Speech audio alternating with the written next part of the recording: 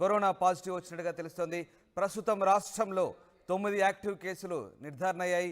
6 నెలల తర్వాత Covid bulletin విడుదల చేశారు వైద్య శాఖ అధికారులు.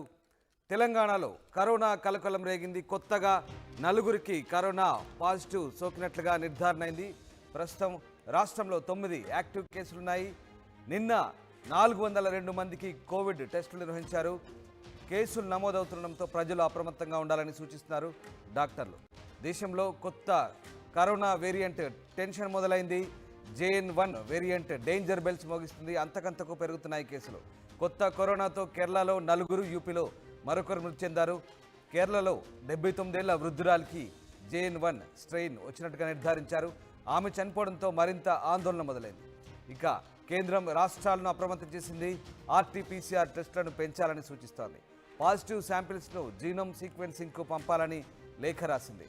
60 ఏళ్లు పైబడిన వారికి మాస్క్ తప్పనిసరి చేస్తూ కర్ణాటక ప్రభుత్వం నిర్ణయం తీసుకుంది. కేరళ సరిహద్దుల్లో బందోబస్తు పెంచింది కర్ణాటక రాష్ట్రం. కేసులు ఎక్కువైతే రాకపోకలు బంద్ చేస్తామని కూడా ప్రకటించింది. చలికాలం కావడంతో వైరస్ను నియంత్రించడం కష్టంగా మారొచ్చంటున్నారు వైద్యులు. ముందు జాగ్రత్తలు తీసుకోవాలని సూచిస్తున్నారు. ఇక కేరళలో JN1 వేరియంట్ వెలుగు చూడడంతో శబరిమలకు వెళ్లే అయ్యప్ప భక్తులకు తగిన జాగ్రత్తలు తీసుకోవాలని సూచించారు. మరోవైపు రాబోయే పండుగల సీజన్ దృష్ట్యా మాస్కులు ధరించాలని చెప్తున్నారు. మొత్తం మీద తెలంగాణలోనూ కరోనా కలకలం రేగింది.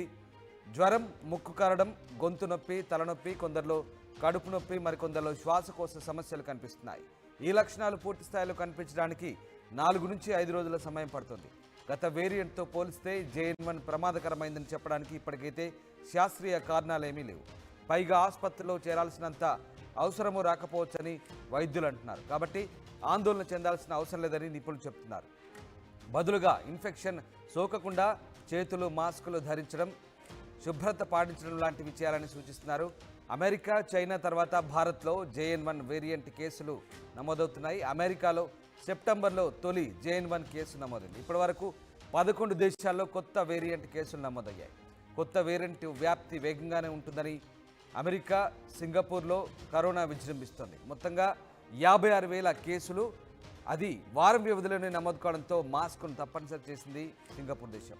ఇక కేసులు పెరుగుతుంటే లాక్డౌన్ విధించే ఆలోచన చేస్తామని చెబుతోంది. మరోవైపు మలేషియాలోనూ 20,000 కరోనా కేసులు నమోదయ్యాయి. అయితే ఈ 2 దేశాల్లో వైరస్ వ్యాప్తికి JN1 కారణమా అనేది స్పష్టత రావాల్సింది.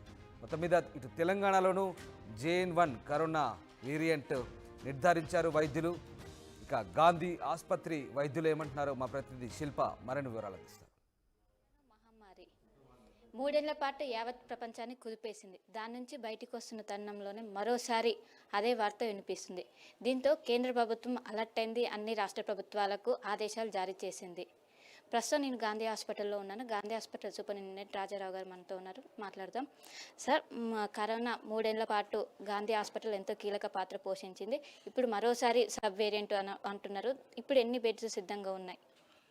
అంటే మనం కోవిడ్ సర్వీస్ చేసినాక తర్వాత జనరల్ హాస్పిటల్గా కన్వర్ట్ చేశాక ఏవైతే ఐసోలేషన్ బెడ్స్ ఉన్నాయో కొన్ని ఐసోలేషన్ బెడ్స్ని అట్లాగే ఉంచాం మనం. సో అట్లా ఒక 30 బెడ్స్ని మనం ఐసోలేషన్ బెడ్స్గా అట్లనే కంటిన్యూ చేస్తున్నాము. కాకపోతే ఇప్పుడు ప్రజెంట్గా కేసులు అట్లేమీ లేవు.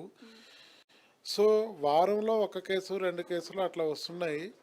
అది పాండమిక్ పోయాక, ఎండమిక్ అయిపోయాక డిసీజ్ అది ఏ దేంట్లోనైనా కానీ వస్తాయి. అందులో భాగంగానే అట్లా ఐసోలేషన్ వార్డు ఉంచాం. కానీ ఇప్పుడు దీని గురించి అలర్ట్ అని మనము అట్లా భయపడాల్సిన అవసరం అయితే ఏమి కనిపించట్లేదు. ఇప్పటికే రాష్ట్ర ప్రభుత్వం నుంచి మీకు ఏమైనా ఆదేశాలు వచ్చాయా? అఫీషియల్గా అయితే మాకు అంటే అలర్ట్గా ఉండండి అని వచ్చింది. తర్వాత ఏవైతే ఇన్ఫ్లుయెంజా లైక్ ఇల్నెస్ కేసెస్ కానీ ILI అంటాము, లేకపోతే సారీ కేసెస్ అంటే severe acute respiratory illness cases అటువంటివి ఏమన్నా వస్తుంటే కూడా వాటికి టెస్టింగ్ చేసి టెస్టింగ్లో పెంచాలని, తర్వాత ఈ ఐసోలేషన్ మెజర్స్ తీసుకోవాలని ఇటువంటి అలర్ట్స్ మాకు వచ్చినాయి. అందులో భాగంగానే మేము ఇట్లా కేసెస్ని మేము మానిటర్ చేయడం జరుగుతుంది. ఇప్పటికే కరోనా వచ్చినాక చాలా సబ్ వేరియంట్లు అన్నీ వచ్చాయి, కానీ ఎప్పుడు మరణాలు నమోదు కాలేదు. కానీ ఇప్పుడు మరణాలు నమోదయ్యాయని చాలా తీవ్రంగా ఉందని కూడా వార్తలు వస్తున్నాయి. దీనిపై ఏమంటారు? అంటే ఇది తీవ్రంగా ఉంటుందని అయితే నేను అనుకోను. బేసిక్గా ఈ సబ్ వేరియంట్ ఇప్పుడు ఏదైతే వచ్చిందో JN1 అనేది అంత సివియర్ వేరియంట్ ఏం కాదు.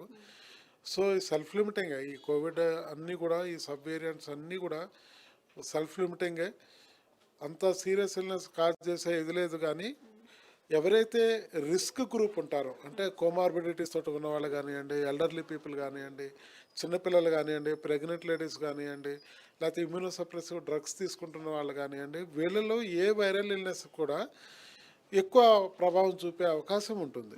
కాకపోతే అయిన డెత్స్ అవి కొంచెం ఇది చూసుకోవాలి. అంటే అది రియల్గా JN.1 వేరియంట్ తీవ్రత వల్ల అయిందా, లేకపోతే కోమార్బిడిటీస్ ఆల్రెడీ ఉండి దానివల్ల అయిందా అనేది ఆ డెత్స్ చూసుకోవాల్సి ఉంటుంది. ఇప్పుడు అటువంటి కేసులు మన దగ్గర లేవు కాబట్టి ఒక్కటైతే భయపడాల్సిన విషయం లేదు, కానీ డెఫినెట్గా అప్రమత్తంగా అయితే ఉండాలి.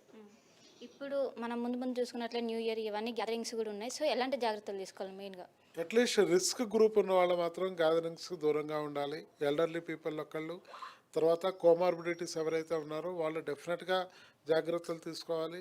ఎవరైతే సిమ్టమ్స్ ఉంటాయో, ఈ రెస్పిరేటరీ సిమ్టమ్స్ ఉన్న వాళ్ళు వాళ్ళంతటి వాళ్ళు ఐసోలేట్ అయిపోయి మాస్క్ ధరించాలి.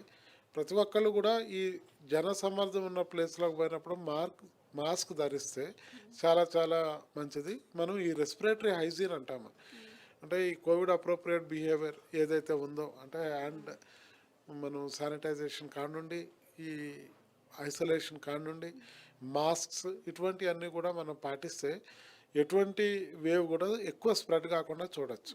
జీనోమ్ సీక్వెన్సింగ్ సంబంధించి ఏమైనా ఏర్పాట్లు చేశారా?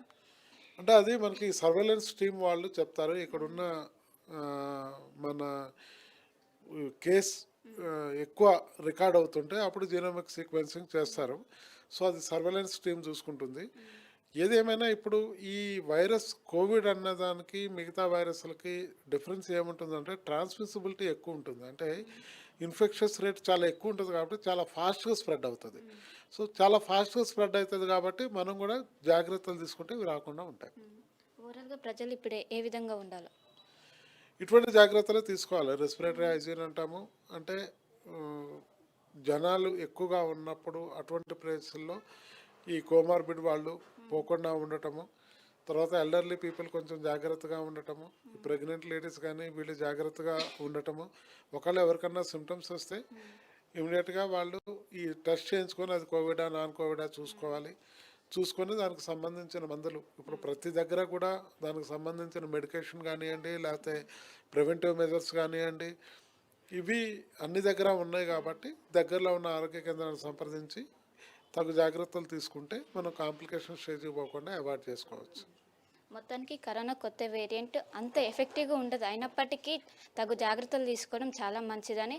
అండ్ ఇంతకుముందు వచ్చిన ఒమిక్రాన్ ఈ సబ్ వేరియంట్ లాగానే ఈ వేరియంట్, దీని గురించి ప్రజలు ఆందోళన చెందాల్సిన అవసరం లేదని కూడా ఒకవైపు డాక్టర్స్ అయితే చెప్తున్నారు. కెమెరా పర్సన్ వంశీతో కలిసి శిల్ప RTV.